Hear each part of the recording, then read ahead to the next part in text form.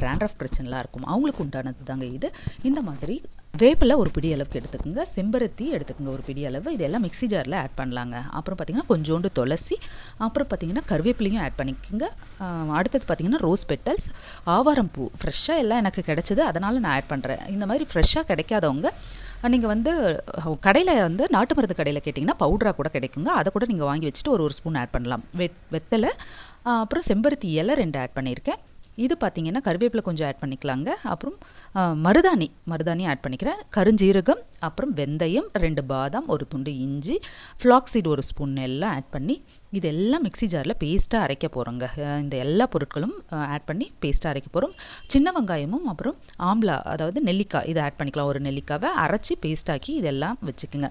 இந்த மாதிரி பேஸ்ட்டை வந்து என்ன பண்ணலாம் அப்படின்னு பார்த்தீங்கன்னா அடை மாதிரி தட்டி நம்ம நிழலில், அதாவது காலையில் வெயிலில் வைக்கலாங்க. அதுக்கப்புறமா பார்த்தீங்கன்னா நல்லா ட்ரை ஆக ஆரம்பிச்சிடும்.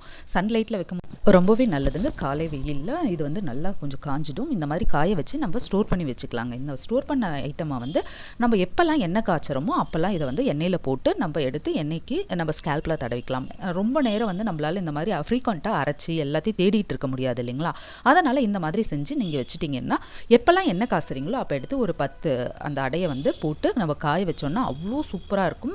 ட்ராண்ட்ரஃப் பிரச்சனை இருக்காது, ஹேர் ஃபால் ஆகாது, ஹேர் க்ரோத் நல்லாவே இருக்கும். கண்டிப்பாக இந்த டிப்ஸையும் ட்ரை பண்ணி பாருங்கள். எப்போல்லாம் இந்த